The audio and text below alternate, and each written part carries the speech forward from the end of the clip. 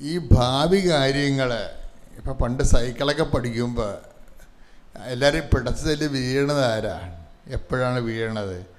ഈ മുമ്പ് ആ സൈക്കിളിൻ്റെ മുമ്പിലുള്ള വഴിയിലിട്ട് മാത്രം നോക്കിക്കൊണ്ട് വണ്ടി പഠിക്കുമ്പോഴാണ് ഹാൻഡിൽ വെട്ടിപ്പോണത്. അപ്പോൾ സൈക്കിൾ പഠിപ്പിക്കുമ്പോൾ എന്താ പറയണത്? ദൂരേക്ക് നോക്കിക്കൊണ്ട് വേണം ചവിട്ടാനെന്ന് പറയും, അല്ലേ? ദൂരേക്ക് നോക്കിക്കൊണ്ട് വേണം ചവിട്ടാൻ. ആ സൈക്കിളിന് മാത്രമല്ല, ജീവിതത്തിനും അങ്ങനെയാണ്. വരാൻ പോകുന്ന കാര്യങ്ങളെക്കുറിച്ച് ഒരു നമുക്ക് മാക്സിമം കാണാൻ പറ്റുന്ന നേരെ ഉള്ള കാഴ്ചയാണെങ്കിൽ 8 കിലോമീറ്റർ കാണാമെന്നാണ് പറയണം മനുഷ്യന്. നേരെയുള്ള കാഴ്ച മനുഷ്യൻ്റെ കപ്പാസിറ്റി 8 കിലോമീറ്ററാണ്. അപ്പോൾ പരത്തിനൊക്കെ 40 കിലോമീറ്റർ കാണാമെന്ന് ഓർക്കണം. അതെങ്ങോട്ട് മേഘങ്ങളിൽ നിന്ന് ഒളിച്ചിരുന്നിട്ടാണ് ഈ കോഴിക്കുഞ്ഞിനെ കൊണ്ട് പോണത്. ദാറ്റ് മീൻസ് ആ കക്ഷി അവിടെ കണ്ണാടിയും വെച്ചുകൊണ്ടിരിക്കുകയാണ്. എത്രയോ കിലോമീറ്റർ മുകളിലാണ് നിൽക്കുന്നത്. ആ സാധനത്തിന് ഈ കോഴിക്കുഞ്ഞിനെ കൃത്യമായിട്ട് പിക്കപ്പ് ചെയ്യാൻ പറ്റും.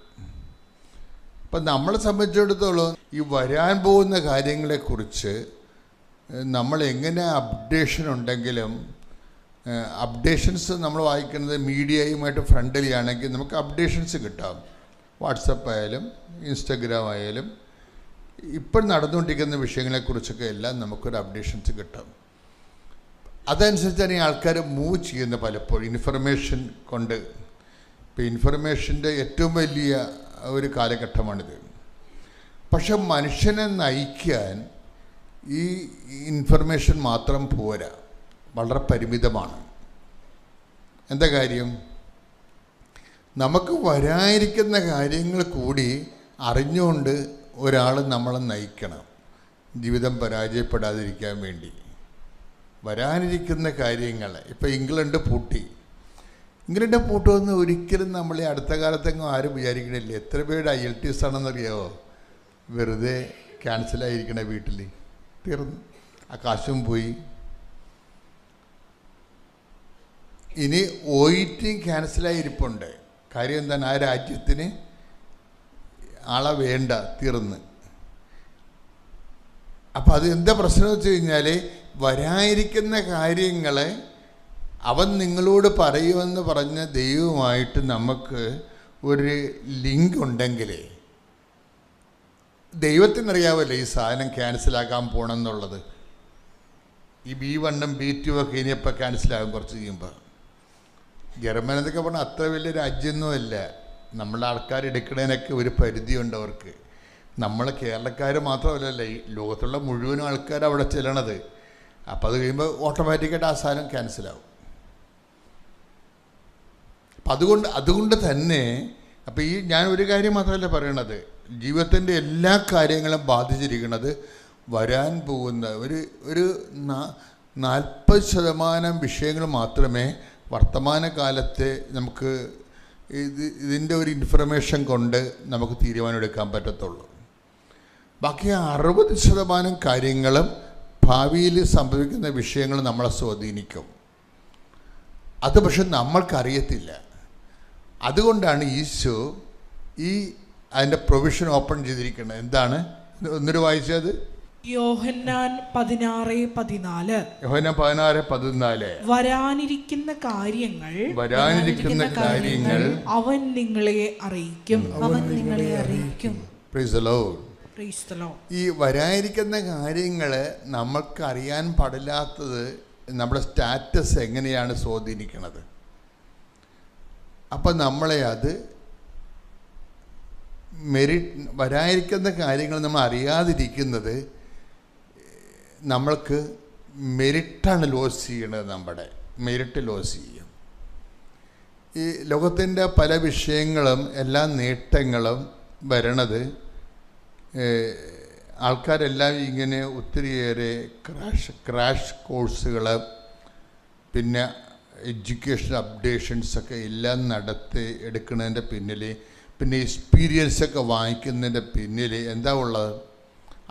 അതുകൊണ്ടൊന്ന് നെറ്റ് ഇഫക്റ്റ് എന്താണ്? നമ്മുടെ മെരിറ്റ് വർദ്ധിപ്പിക്കുക എന്നുള്ളതാണ് പൊതുവെ മനുഷ്യൻ കാണുന്ന ഒരു രീതി. മെറിറ്റ് നമ്മുടെ ഒരു ഒരു വിഷയത്തിൽ 6 മാസത്തെ ക്രാഷ് കോഴ്സ് എടുത്തു, നമുക്കവിടെ എക്സ്പീരിയൻസായി എന്ന് പറയുമ്പോൾ നമുക്ക് എലിജിബിൾ ആകുകയാണ്. എക്സ്പീരിയൻസ് ആൻഡ് എലിജിബിലിറ്റി ആയിട്ടാണ് കണക്ട് ചെയ്യേണ്ടത്. ബൈബിള് ഈ എലിജിബിലിറ്റിനെ എന്താ വിളിക്കുന്നത്? ബൈബിള് മെരിട്ടെന്ന് വിളിക്കും.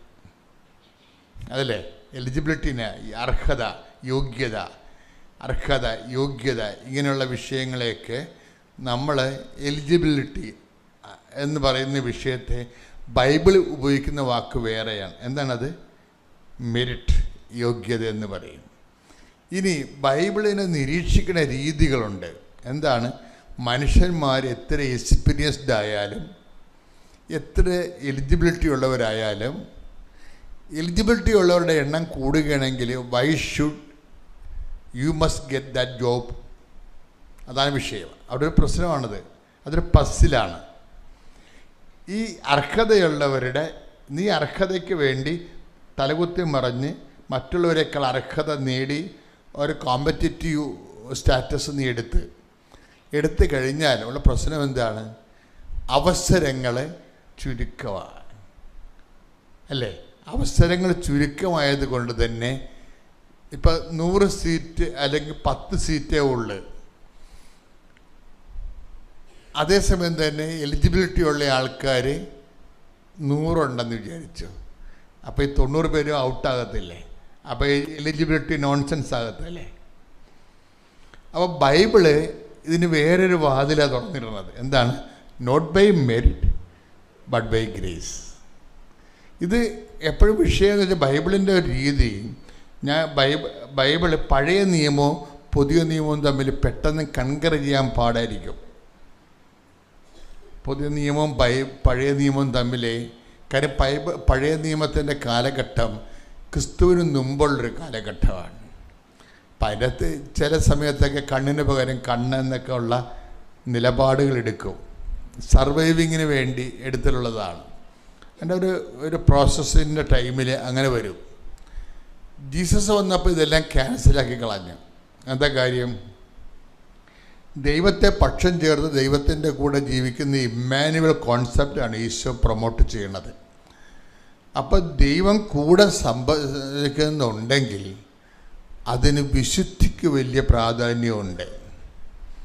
അപ്പം അക്രമവും കൊലപാതകവും അങ്ങനെ അതുപോലെയുള്ള അഭ്യാസങ്ങളുമായിട്ട് പോയാൽ ദൈവത്തിന് നമ്മുടെ കൂടെ സഹായിക്കാൻ പറ്റാതെ വരും. ദൈവത്തിൻ്റെ ഒരു ബൈബിളിൽ പഴയ നിയമത്തിൽ തന്നെ ഉള്ള ദൈവത്തിൻ്റെ ഒരു ആന്തരിക അഭിവാഞ്ചം എന്ന് പറയുന്നത് എന്താണ്? മനുഷ്യൻ്റെ കൂടെ ആയിരിക്കാനുള്ള ഒരു ആന്തരിക അഭിവാഞ്ച ദൈവം പഴയ നിയമത്തിൽ തന്നെ വെളിപ്പെടുത്തിയിട്ടുണ്ട്. എന്താണ്? I will come with you wherever you go. Take the word of God. Sudhikita hallelujah. Hallelujah. Hallelujah. Hallelujah. Hallelujah. Hallelujah. Hallelujah. Hallelujah. Hallelujah. Hallelujah. Hallelujah. Hallelujah. Shwe aradhana aradhana aradhana. Vava sneha rajave innum innullil vaana. Vava സ്നേഹത്തിൻ പൂനിലാവേ എന്നുള്ളിൽ ദൈവസ്നേഹത്തിന്റെ പാട് വാവാ സ്നേഹരാജാവേ എന്നും എന്നുള്ളിൽ വാവാ സ്നേഹത്തിൻ പൂനിലാവേ എന്നുള്ളിൽ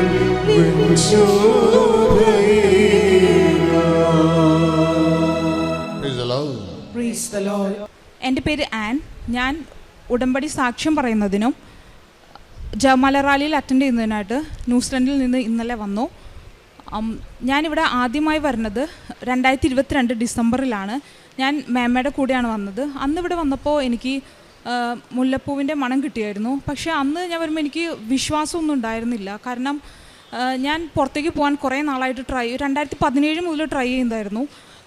ഞാൻ UK പോകാൻ നോക്കി. പക്ഷേ കോവിഡ് കാരണം എനിക്കതിന് പോകാൻ പറ്റിയില്ല. പിന്നെ ദുബായിൽ ഞാൻ ജോലി ഇതിനു വേണ്ടി പോയി. ജോലി കിട്ടി, പക്ഷേ എനിക്കത് കണ്ടിന്യൂ ചെയ്യാൻ പറ്റില്ല. കാനഡയ്ക്ക് അപ്ലൈ ചെയ്തു. എനിക്ക് 2 റിജക്ഷൻ വന്നു. അങ്ങനെ ഇനി ഒരു വഴിയും ഉണ്ടായിരുന്നില്ല എൻ്റെ മുമ്പിൽ. അപ്പോൾ ഞാൻ എൻജിനീയറിങ്ങിനൊക്കെ പഠിക്കുന്ന സമയത്ത് ഞാൻ ഡെയിലി പള്ളിയിൽ പോക്ക് ചെയ്തിരുന്ന ആളാണ്. പക്ഷേ ഇങ്ങനെ അടിക്കടിക്ക് എൻ്റെ ലൈഫിൽ ഇങ്ങനെ ഓരോ തോൽവികൾ വന്നപ്പോൾ ഞാൻ ദൈവമില്ല എന്നൊക്കെ ഉള്ളൊരു സ്റ്റേജിലെത്തി.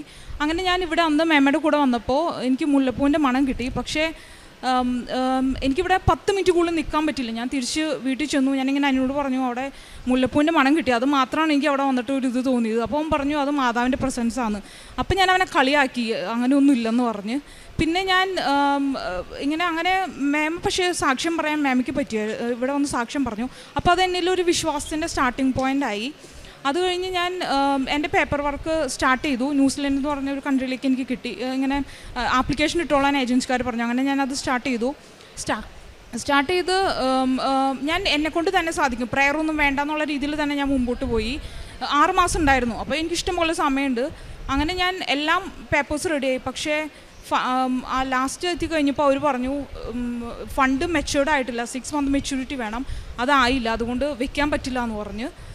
അങ്ങനെ ആ ഇൻടേക്ക് നടക്കില്ല എന്നായി. എനിക്കത് ഭയങ്കര വിഷമമുണ്ടായി. കാരണം ഞാൻ ഒരുപാട് ഇത്രയും ട്രൈ ചെയ്തിട്ട് ഒന്നും നടക്കണില്ല എന്നുള്ള കളിയാക്കലുകളുണ്ട്. അതിൻ്റെ ഒപ്പം തന്നെ എല്ലാവരും അറിഞ്ഞു ഇനിയും അടുത്ത അറ്റംപ്റ്റ് ഞാൻ റെഡി ആയെന്നുള്ളതും. അപ്പോൾ എനിക്കത് ഭയങ്കര, ഞാൻ അന്ന് രാത്രി കുറേ കരഞ്ഞു. ഞാൻ എന്തുകൊണ്ടാണ് ഇങ്ങനെ തോൽവികൾ മാത്രം വരുന്നത്, ഞാൻ പ്രാർത്ഥിച്ചിരുന്നതല്ലേ, എല്ലാം നല്ലപോലെ ചെയ്തതല്ലേ എന്നൊക്കെ പറഞ്ഞ് ഞാൻ കുറേ കരഞ്ഞു. പക്ഷേ അന്ന് രാവിലെ ഞാൻ കരഞ്ഞ് എപ്പോഴും ഉറങ്ങിപ്പോയി. ഞാൻ രാവിലെ ആയി കഴിഞ്ഞപ്പോൾ ഒരു 4 മണിക്കായി കാണും. അപ്പോൾ എനിക്ക് റൂമിൽ മുല്ലപ്പൂവിൻ്റെ മണം, ഞാൻ എഴുന്നേറ്റപ്പോൾ എനിക്ക് മുല്ലപ്പൂവിൻ്റെ മണം കിട്ടി. അപ്പോൾ ഞാൻ ഇങ്ങനെ അവിടേക്ക് നോക്കി, എവിടെന്നെങ്കിലും പിള്ളേർ കൊണ്ടിട്ടതാണോ, എനിക്ക് 2 കുട്ടികളുണ്ട്, അപ്പോൾ ഞാൻ അവരാരെല്ലാം കൊണ്ടിട്ടതാണോ. പക്ഷേ വീട്ടിൽ നിന്ന് ആകെ പുറത്ത് പോകുന്നത് ഞാൻ മാത്രം, വേറെ ആരും പോകണില്ല.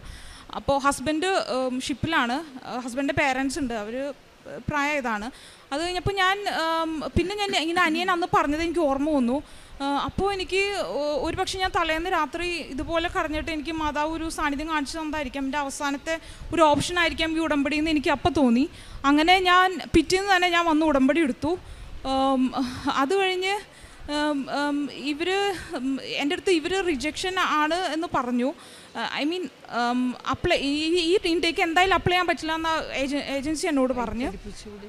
അത് കഴിഞ്ഞ് പിന്നെ ഞാൻ പിറ്റേന്ന് അവരുടെ അടുത്ത് പോയി എന്തെങ്കിലും വഴിയുണ്ടോയെന്ന് ഞാൻ ഇങ്ങനെ സംസാരിച്ചു. അപ്പോൾ അവരെന്നോട് പറഞ്ഞു ഇനി ഒരു 6 മാസം വർക്ക് ചെയ്യണ സ്റ്റേറ്റ്മെൻറ്റ് എന്തെങ്കിലും ജോലി ചെയ്യണ സ്റ്റേറ്റ്മെൻറ്റ് എന്തെങ്കിലും കാണിച്ചു കഴിഞ്ഞാൽ നമുക്കൊന്നുകൂടി ആപ്ലിക്കേഷൻ ഇടാം. ഇതൊരു 90% നിങ്ങൾക്ക് റിജക്ഷന് സാധ്യതയുള്ള ഫയലാണ്. കാരണം ഇത്രയും റിജക്ഷൻ ഓൾറെഡി കാനഡ റിജക്ഷനൊക്കെ ഇരിക്കണു. അപ്പോൾ ഞാൻ ഇവിടെ ഉടമ്പടി എടുത്തിട്ടുണ്ടായിരുന്നു. പിന്നെ ഞാൻ എന്നിട്ട് പിന്നത്തെ എൻ്റെ ഓപ്ഷൻ എന്ന് പറഞ്ഞാൽ ജോലിക്ക് പോകാന്നുള്ളതാണ്. പക്ഷേ എനിക്ക് 2 കുട്ടികളുണ്ട്. ഒരാൾക്ക് 1 വയസ്സാവുന്നേ ഉണ്ടായിരുന്നുള്ളൂ, മൂത്ത ആൾക്ക് ക്ലാസ്സിൽ പോകുന്നുണ്ട്, അവൾക്ക് 4 വയസ്സും. അപ്പോൾ ഇവർ 2 പേരെയും ഞാൻ എവിടെയും ആക്കാതെ എനിക്കൊന്നും ചെയ്യാൻ നിവർത്തിയില്ല. അപ്പോൾ ഞാൻ ഞാൻ ഇവിടെ എറണാകുളത്തൊക്കെ പോയി ഡേ കെയർ, 1 വയസ്സായ കുഞ്ഞിനെ ഒരു ഡേ കെയറിലും ഇവിടെ അടുത്തെങ്കിലും എടുക്കുന്നുണ്ടായിരുന്നില്ല എൻ്റെ വീടിൻ്റെ അടുത്ത്. അപ്പോൾ ഞാൻ ഇവിടെ എറണാകുളത്തൊക്കെ പോയി നോക്കി. പക്ഷേ അത് ഒട്ടും പോസിബിൾ അല്ലാന്ന് തോന്നി. എനിക്ക് ഒരു ലീവ് എടുക്കേണ്ടിയൊക്കെ വന്നാൽ ആരും നോക്കാനില്ല. അപ്പോൾ ഞാനപ്പോൾ അന്ന് തിരിച്ചു പോകുന്ന സമയത്ത് എൻ്റെ മുമ്പിൽ ഇനി ഒരു ഓപ്ഷനും ഇല്ല. കുഞ്ഞുങ്ങളാക്കാണ്ട് എനിക്ക് ജോലിക്ക് പോകാൻ പറ്റില്ല, ജോലിക്ക് പോകാണ്ട് എനിക്ക് വിസയ്ക്ക് ഇനി അവർ ഏജൻസിക്കാർ വെക്കില്ല എന്നും പറഞ്ഞേക്കണു. അപ്പോൾ ഞാൻ ഈ കാശ് രൂപം എൻ്റെ കയ്യിലുണ്ടായിരുന്നു. അപ്പോൾ ഞാൻ ഈ കാശ് രൂപം എടുത്തിട്ട് പറഞ്ഞു എന്തെങ്കിലും ഒരു ഇത് ചെയ്യണമെന്നുണ്ടെങ്കിൽ ഇപ്പോൾ ചെയ്യണം, കാരണം എൻ്റെ മുമ്പിലുള്ള ഇനി ഒരു വഴിയും ഇല്ല, ലാസ്റ്റ് ഓപ്ഷനാണിത്. അങ്ങനെ ഞാൻ പ്രാർത്ഥിച്ചു. അങ്ങനെ ഞാൻ അന്ന് എറണാകുളത്ത് ഞാൻ ഇത് പോയി കണ്ട് ഞാൻ തിരിച്ച് വീട്ടിൽ ചെന്നു. വീട്ടിൽ ചെന്നപ്പോൾ എൻ്റെ നാത്തൂൻ എൻ്റെ അടുത്ത് പറഞ്ഞു ഇവിടെ അടുത്ത് ഒരു ഡേ കെയർ ഉണ്ട്, നീ അവിടെ വിളിച്ച് നോക്ക്. അപ്പോൾ ഞാൻ പറഞ്ഞു ഇല്ല, അവിടെ ഞാൻ മൂത്ത ആൾക്ക് 3 വയസ്സായപ്പോൾ ചെറുതായിരുന്നു, ഇപ്പോൾ 2 വയസ്സായപ്പോൾ ആക്കാൻ വേണ്ടി ഞാൻ വിളിച്ചു. അപ്പോൾ അവരെൻ്റെ അടുത്ത് പറഞ്ഞു പറ്റില്ല, ആക്കാൻ പറ്റില്ല, 3 വയസ്സാവണമെന്ന് പറഞ്ഞിട്ടുണ്ടായിരുന്നു. അപ്പോൾ ഞാൻ അതെന്തായാലും നടക്കില്ല എന്ന് പറഞ്ഞു. അപ്പോൾ നീ ഒന്നുകൂടി വിളിച്ച് നോക്കാൻ പറഞ്ഞു. ഞാൻ ജസ്റ്റ് അവർ വിളിച്ചപ്പോൾ അവർ പറഞ്ഞു ഞങ്ങൾ ഇതുവരെ ഇങ്ങനെ ഒരു ചെറിയ കുട്ടീനെ എടുത്തിട്ടില്ല, പക്ഷെ നമുക്ക് നോക്കാം, ആദ്യം നീ വന്ന് നോക്കാൻ പറഞ്ഞു. അങ്ങനെ ഞാൻ ആ ഡേ കെയർ കാണാൻ പോണ സമയത്ത് മൂത്ത ആളുടെ ഇനി എന്ത് ചെയ്യും എന്നുള്ളതായിരുന്നു പിന്നത്തെ എൻ്റെ ടെൻഷൻ. അപ്പോൾ ഞാൻ അവിടെ ചെല്ലുമ്പോൾ ഞാൻ കാണുന്നത് അതെനിക്ക് ഇഷ്ടപ്പെട്ടു ആ ഡേ കെയർ. പിന്നെ അവിടെ പരിചയമുള്ള ഒരു ചേച്ചി ഉണ്ടായിരുന്നു. അപ്പോൾ കുഞ്ഞിനെ നോക്കാൻ അവരുള്ളതുകൊണ്ട് എനിക്ക് അതൊരു സേഫ്റ്റി ഓപ്ഷൻ ആയിരുന്നു. അത് കഴിഞ്ഞ് അപ്പോൾ ഞാൻ മൂത്ത ആളെ എന്ത് ചെയ്യുന്നുള്ളതിന് എനിക്ക് ആൻസറായിട്ട് ഞാൻ അവിടെ ആഫ്റ്റർ കെയർ ഉണ്ടായിരുന്നു. അതായത് ഇവളുടെ സ്കൂളിൽ നിന്നുള്ള കുട്ടികളെ അവിടെ പിക്ക് ചെയ്ത് അവർ നോക്കും 3 മണിക്ക് ശേഷം. അപ്പോൾ എനിക്ക് എൻ്റെ മെയിൻ പ്രശ്നത്തിനുള്ള ഒരു സൊല്യൂഷൻ അവിടെ അന്ന് തന്നെ കിട്ടി. അപ്പോൾ എനിക്കതൊരു ടൈം ഷോർട്ടനിങ് ആയിട്ട് ഫീൽ ചെയ്തു. പിന്നെ അടുത്തത് എനിക്ക് ജോലി എന്നുള്ളതാണ്. ഞാനപ്പോൾ ജോലിക്ക് കുറേ ഇൻ്റർവ്യൂ ഒക്കെ അറ്റൻഡ് ചെയ്തു, പക്ഷേ ആരും സമ്മതിക്കണില്ല. കാരണം ഇവളുടെ ഡേ കെയറിൽ നിന്ന് പിക്ക് ചെയ്യണം എനിക്ക് ഈ ടൈമിന് 5 മണിക്ക് 4:30 വന്ന് പിക്ക് ചെയ്യണം. അപ്പോൾ ശരിക്കും ഇവിടുത്തെ ഓഫീസ് ടൈം എന്ന് പറയുന്നത് 5 മണിയാണ്. പിന്നെ എനിക്ക് എറണാകുളം സൈഡിലേക്ക് അപ്ലൈ ചെയ്യാൻ പറ്റില്ല, അങ്കമാലി സൈഡിൽ തന്നെ കിട്ടുകയും വേണം. അങ്ങനെ എനിക്ക് ഒന്നും റെഡി ആവുന്നില്ല. അപ്പോൾ ഞാൻ ഇവിടെ ധ്യാനം കേട്ട് തുടങ്ങി. ആദ്യത്തെ ചൊവ്വാഴ്ച ഞാൻ ധ്യാനം കേട്ടുകൊണ്ടിരിക്കുമ്പോൾ എനിക്കൊരു ഇൻ്റർവ്യൂ കോൾ വന്നു. ഞാൻ ആൻസർ ചെയ്തു. അത് കഴിഞ്ഞ് അവരെൻ്റെ അടുത്ത് ചെല്ലാൻ പറഞ്ഞു. അവരെന്നെ ഓക്കെ പറഞ്ഞു. ഞാൻ സിവിൽ എഞ്ചിനീയറാണ്. അപ്പോൾ അവരെന്നോട് ഓക്കെ പറഞ്ഞു.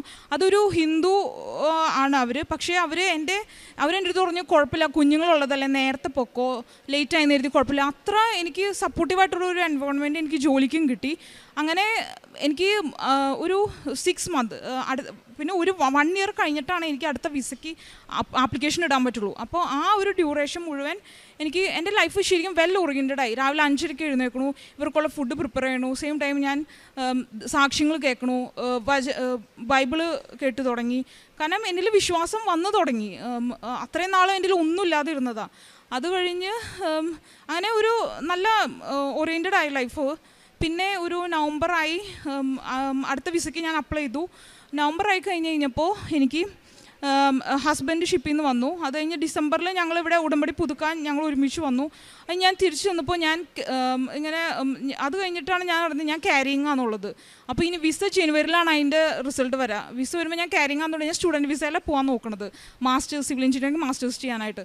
അപ്പോൾ അത് ക്യാരിങ് ആണെന്നുണ്ടെങ്കിൽ എന്തായിരിക്കും സിറ്റുവേഷൻ എന്ന് ഒരു ഐഡിയയും ഇല്ല അവിടെ ചെന്നിട്ട്. അപ്പോൾ പക്ഷേ ഞാൻ ഒരിക്കലും കുഞ്ഞ് വേണ്ട എന്നൊരു ഓപ്ഷൻ ഞാൻ ഒരിക്കലും ചൂസ് ചെയ്യില്ല. ഈവൻ വിസ കിട്ടിയാലും ഞാൻ കുഞ്ഞിനെ തന്നെ ചൂസ് ചെയ്ത് ചെയ്യാനുള്ളത് തന്നെയായിരുന്നു.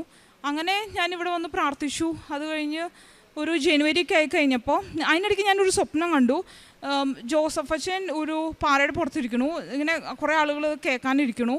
അപ്പോൾ അച്ഛൻ ഇങ്ങനെ എന്നോടായിട്ട് പറഞ്ഞു, സ്ത്രീയെ നീ ഭാഗ്യവതിയാണെന്ന്. അപ്പം എനിക്ക് ഇങ്ങനെ അച്ഛൻ ഇവിടെ പറയുന്നോടൊന്നും അങ്ങനെ തലയെ തൊട്ട് പ്രാർത്ഥിക്കണം അതൊക്കെ എനിക്ക് അത്ര ഇതുള്ള കാര്യമായിരുന്നില്ല.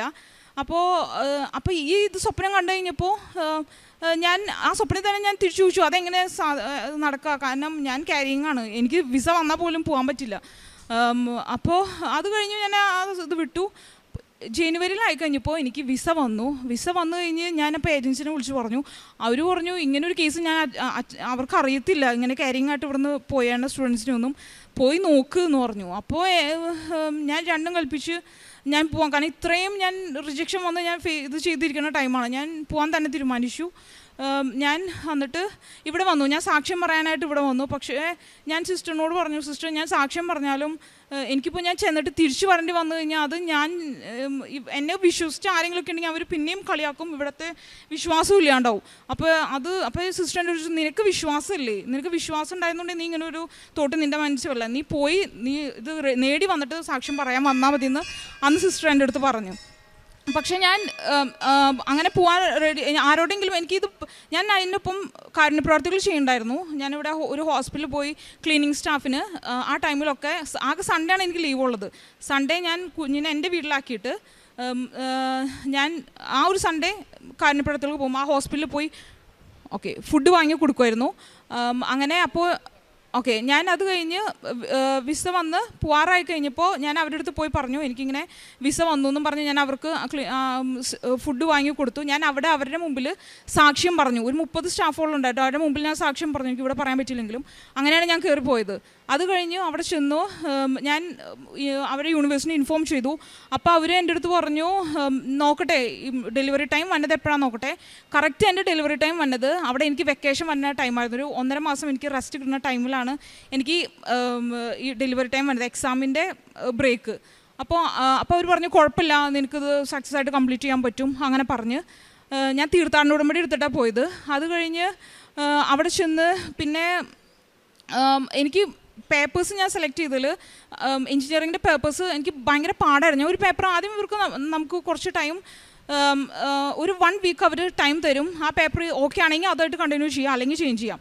പക്ഷേ ഞാനിത് എടുത്തപ്പോൾ എനിക്ക് അത് ഈസി ആയിരുന്നു. എർത്ത് എഞ്ചിനീയറിംഗ് എന്ന് പറഞ്ഞാൽ അത് ഈസി ആയിട്ട് തോന്നി. ആ തിയറി ആയിരുന്നു, ഭയങ്കര ഇതായിരുന്നു. അത് കഴിഞ്ഞ് പക്ഷേ 1 വീക്ക് കഴിഞ്ഞ് കഴിഞ്ഞപ്പോൾ ഇവരതിൻ്റെ കാൽക്കുലേഷൻ പാട്ട് അത് എനിക്കത് ഫോളോ ചെയ്യാനേ പറ്റുന്നുണ്ടായില്ല. കാരണം അവിടെ ബാച്ചിലർ ഡിഗ്രി ചെയ്യുന്നതിൻ്റെ കണ്ടിന്യൂവേഷനായിട്ടാണ് ഈ മാസ്റ്റേഴ്സിൽ വന്നത്. ഒരു തരത്തിലും എനിക്ക് 100% ഉറപ്പ് ഞാൻ ഫെയിൽ ആവുന്നുള്ളത്. അപ്പോൾ ഞാൻ ഇങ്ങനെ അപ്രോച്ച് ചെയ്തു. അപ്പോൾ അവരെൻ്റെ അടുത്ത് പറഞ്ഞു 2.5 ലക്ഷം രൂപ എക്സ്ട്രാ ഫീസ് അടച്ച് വേറെ പേപ്പർ എടുക്കാം. അപ്പോൾ എൻ്റെ മുമ്പിൽ വേറെ വഴിയൊന്നുമില്ല. ഞാനപ്പോൾ ഞാൻ പറഞ്ഞു കുഴപ്പമില്ല, കാരണം എൻ്റെ വിസേനെ അഫക്റ്റ് ചെയ്യും, അതല്ല ഞാൻ ഫെയിൽ ആയി കഴിഞ്ഞാൽ. അത് കഴിഞ്ഞ് ഞാനപ്പോൾ കാൻഡിൽ ലൈറ്റ് പ്രയർ റിക്വസ്റ്റിൽ ഇട്ടു. അപ്പോൾ അവരെന്നോട് ചോദിച്ചു എന്തെങ്കിലും മെഡിക്കൽ റീസൺ ഉണ്ടെങ്കിൽ നമുക്കിത് കൺസിഡർ ചെയ്യാം. അപ്പോൾ ഞാൻ പ്രഗ്നൻസി എന്നുള്ളത് വെച്ചു, എനിക്ക് ഇത് ഭയങ്കര സ്ട്രെസ് ആവണു, എനിക്ക് കണ്ടിന്യൂ ചെയ്യാൻ പറ്റുന്നില്ല എന്നൊക്കെ പറഞ്ഞു. അങ്ങനെ എനിക്ക് അവർ അത് ആ പേപ്പർ ഫീസൊന്നും കൂടാതെ എനിക്ക് അവർ ചേഞ്ച് ചെയ്യാൻ സമ്മതിച്ചു. പിന്നീട് വേറെ ഒരു എന്ന് പറയുന്നത് കുഞ്ഞ് എനിക്ക് ആൺകുട്ടിയായിരുന്നു. എനിക്ക് മൂത്തത് 2 പെൺകുട്ടിയാണ്, മൂന്നാമത്തെ ആൺകുട്ടിയായിരുന്നു. പിന്നെ ഇതുപോലെ തന്നെ വേറൊരു പേപ്പറും എനിക്ക് ഞാൻ ഫെയിലാവുന്ന നല്ല പോലെ എനിക്ക് എക്സാം ടൈം കിട്ടിയിട്ടുണ്ടായിരുന്നില്ല. അതും ഇതുപോലെ തന്നെ ഞാൻ അടുത്ത സെമ്മിലായിരുന്നു, ഞാൻ ഇതുപോലെ പ്രയർ റിക്വസ്റ്റ് ഇട്ടു, അതും എനിക്ക് പാസ്സാവാൻ പറ്റി. അങ്ങനെ ത്രൂ ഔട്ട് എൻ്റെ ഡെലിവറിക്ക് 2 ആഴ്ച മുന്നാണ് എൻ്റെ ഹസ്ബൻഡും പിള്ളേരും അവിടെ ജോയിൻ ചെയ്യുന്നത്. അതുവരെ ഞാൻ അവിടെ ഒറ്റയ്ക്കായിരുന്നു. പക്ഷേ ഞാൻ ഉടമ്പടിയിലെ പ്രയർ ചെല്ലുന്നുണ്ടായിരുന്നു. ഞാൻ എന്നെ കാണുന്ന ഫ്രണ്ട്സിൻ്റെ അടുത്തൊക്കെ ഞാൻ ഇതിനെപ്പറ്റി പറയുന്നുണ്ടായിരുന്നു. അങ്ങനെ എൻ്റെ ജീവിതത്തിൽ ഏറ്റവും ബെസ്റ്റ് ഒരു നല്ല ടൈം ഏതാണെന്ന് ചോദിച്ചു കഴിഞ്ഞാൽ ഞാൻ പറയും ഈ ഉടമ്പടി കാലത്തിലായിരുന്നു എൻ്റെ ലൈഫ് ഏറ്റവും വെൽ ഓറിയൻറ്റഡ് ആയിട്ടുണ്ടായിരുന്ന ഒരു ടൈം. ഇപ്പോൾ ഞാൻ ന്യൂസിലൻഡിൽ എൻ്റെ പിള്ളേരും ഹസ്ബൻഡും ഒപ്പം ഒരുമിച്ച് ഞാൻ സ്വപ്നം കണ്ട പോലെ ഞങ്ങൾക്ക് ഒരുമിച്ച് നിൽക്കാനായിട്ടുള്ള വലിയൊരു അനുഗ്രഹം മാതാവും ഈശോ വഴി എനിക്ക് സാധിച്ചു തന്നു. അതിന് വലിയൊരു നന്ദി. പിന്നെ ഞാൻ കാരുണ്യപ്രവൃത്തിയായിട്ട് ഞാൻ ചെയ്തുകൊണ്ടിരുന്നത് നേർച്ച വസ്തുക്കൾ ഞാൻ ഈ പേപ്പർ വർക്കൊക്കെ ചെയ്യുന്ന സമയത്ത് എനിക്ക് എപ്പോഴും തടസ്സങ്ങളായിരുന്നു. ഞാനപ്പോൾ അവിടെ ഉപ്പിട്ട് പ്രാർത്ഥിക്കുമായിരുന്നു. പിന്നെ എൻ്റെ കുഞ്ഞിൻ്റെ കൈയുടെ വിരൽ നിവരാൻ ഭയങ്കര ബുദ്ധിമുട്ടായിരുന്നു. ഞാനത് ഇവിടുത്തെ എണ്ണ വെച്ചിട്ട് ഞാൻ അത് ചെയ്ത് അവളുടെ ഉടമ്പടി തൈലം വെച്ചിട്ട് 2 വിരലും അവളുടെ നേരെ സ്ട്രെച്ചായിട്ട് വന്നു. പിന്നെ അങ്ങനെ ഞാൻ ഇപ്പോൾ കാരുണ്യപ്രവൃത്തിയായിട്ട് ഞാൻ ചെയ്തത് എല്ലാ സൺഡേയും ഞാൻ പോവുമായിരുന്നു. എനിക്ക് വിസ വരുന്നത് വരെയുള്ള ടൈമിൽ ഞാൻ ഹോസ്പിറ്റലിൽ പോവുക, അവിടെ പേപ്പർ കൊടുക്കുക, അവർക്ക് ഫുഡ് കൊടുക്കുക. പിന്നെ അടുത്തൊരു ചെറിയ കുഞ്ഞുങ്ങൾ ഉള്ള ഒരു ന്യൂ ബോൺ ബേബീസ് ഉണ്ടായിരുന്നു. ഞാൻ അവിടെ പോയി വിസിറ്റ് ചെയ്ത് അവർക്ക് ആവശ്യമുള്ള സാധനങ്ങൾ വാങ്ങിക്കൊടുക്കുക. അങ്ങനെ ഞാൻ എന്നെക്കൊണ്ടാവുന്ന അത്രയും മാക്സിമം ഞാൻ എല്ലാ സൺഡേയും ചെയ്യുന്നുണ്ടായിരുന്നു. പിന്നെ ഞാൻ കാരുണ്യപ്രവൃത്തിയായിട്ട് ചെയ്തത് അവിടെയുള്ള ഹോസ്പിറ്റലിൽ ഞാൻ ഒരു 4 പ്രാവശ്യമായിട്ട് ഞാൻ ഫുഡ് കൊടുക്കുമായിരുന്നു. ഈ രോഗികൾക്ക് ഞാൻ അവരുടെ അടുത്ത് പോയി പറഞ്ഞു കൊടുക്കുമായിരുന്നു. ഈ വിസ വന്നതിന് ശേഷം ഞാൻ ഇവിടുന്ന് കുറേ പേപ്പർ വാങ്ങിയിട്ട് പോയി. ഞാൻ കണ്ട എല്ലാവർക്കും ഓരോ ലഡും ഈ പേപ്പറും കൊടുത്തു. എന്നിട്ട് എനിക്ക് ഇങ്ങനെയായിരുന്നു എൻ്റെ സിറ്റുവേഷൻ. ഇപ്പോൾ ഞാൻ പോവാണ് നാളെയെന്നും പറഞ്ഞ് പോണേൻ്റെ തലേന്ന് ഞാൻ ക്യാരിങ് ആയിരുന്നു. എന്നിട്ടും 2-ാം മാസം എന്നിട്ടും ഞാൻ പോയി പറയും. കാരണം എൻ്റെ മുമ്പിൽ എല്ലാ വഴികളും അടഞ്ഞു. ഒരാൾ പോലും എന്നെ ഹെൽപ്പ് ചെയ്യാനില്ലാത്ത സ്റ്റേജിൽ ഞാൻ രക്ഷപ്പെടാൻ വേണ്ടി എനിക്കൊരു വഴി കിട്ടിയത് ഇവിടെ നിന്ന് മാത്രമായിരുന്നു.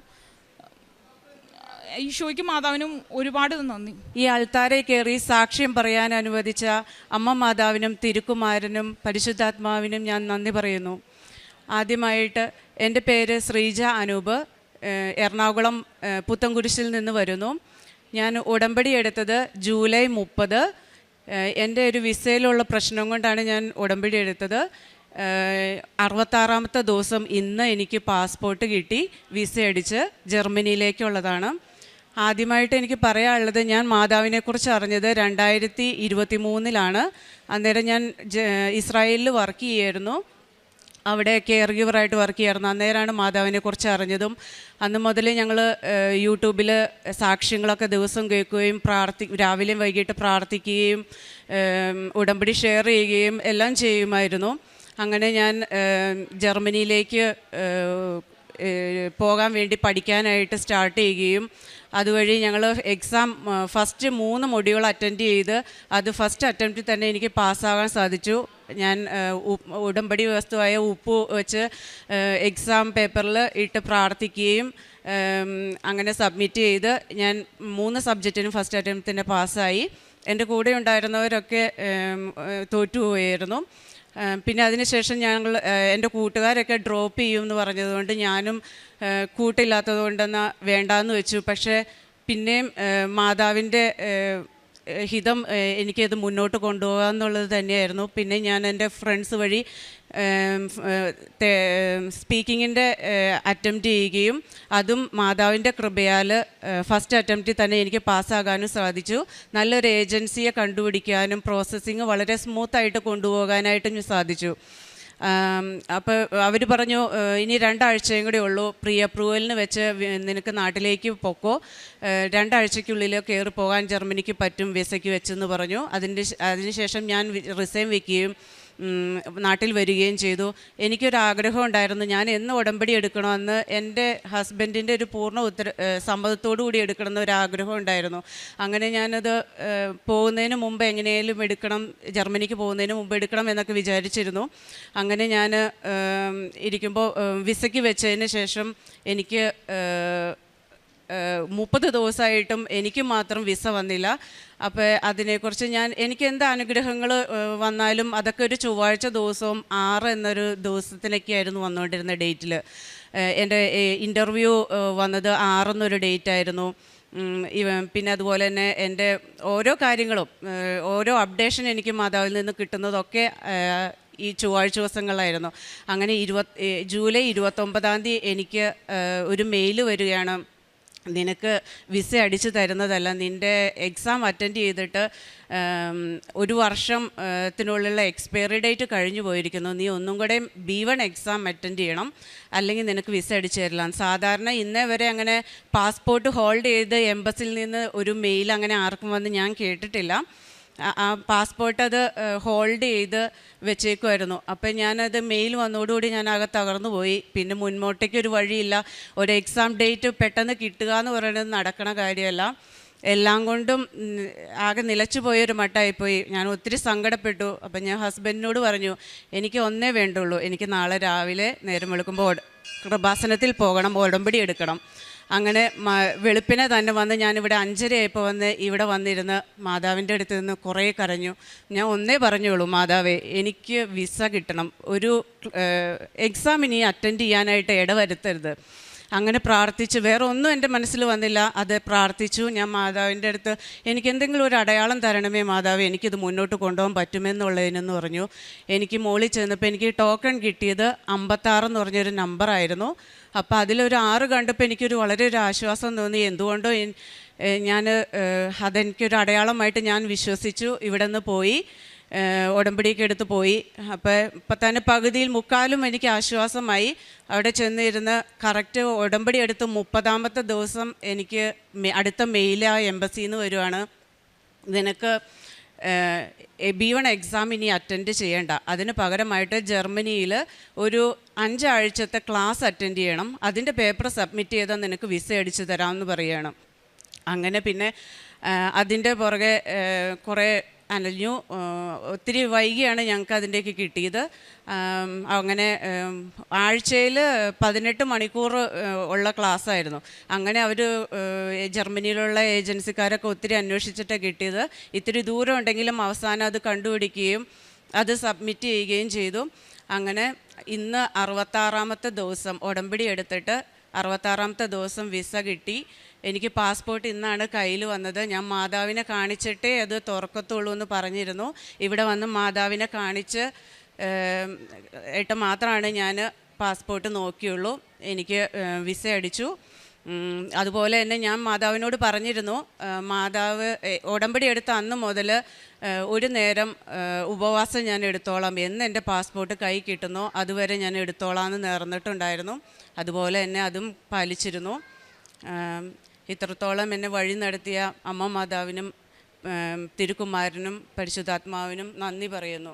പ്രേക്ഷിത പ്രവർത്തനങ്ങളായിട്ട് ഞാൻ പത്രം മേടിച്ച് ഉടമ്പടി എടുത്തതിന് ശേഷം 2-3 പ്രാവശ്യം ഇവിടെ വന്നിട്ടുണ്ടായിരുന്നു. ഓരോ പ്രാവശ്യം 2-3 കെട്ടും പത്രം വീതം വെച്ച് ഞാൻ എല്ലാവർക്കും കൊണ്ടുപോയി കൊടുക്കുകയും ചിൽഡ്രൻസ് ഹോമിൽ പോയിട്ട് അവിടെ പിള്ളേർക്ക് ഫുഡ് കൊടുക്കുകയും അവരുടെ കൂടെ ടൈം സ്പെൻഡ് ചെയ്യുകയും വൃദ്ധസദനത്തിൽ പോവുകയും അതുപോലെ തന്നെ എന്നോട് സഹായം ചോദിച്ചു വരുന്ന ആരെയും വെറും കൈയോടെ ഞാൻ വിടാറില്ല. എൻ്റെ ഇസ്രായേലിൽ വർക്ക് ചെയ്തിരുന്നപ്പോഴാണെങ്കിലും അവിടുന്ന് എനിക്ക് കിട്ടുന്ന സാലറിയിൽ നിന്ന് 1% ഞാൻ എന്നും പ്രേക്ഷിത പ്രവർത്തനത്തിനായി മാറ്റിവെച്ചിരുന്നു. തിരുക്കുമാരനും മാതാവിനും പരിശുദ്ധാത്മാവിനും നന്ദി പറയുന്നു.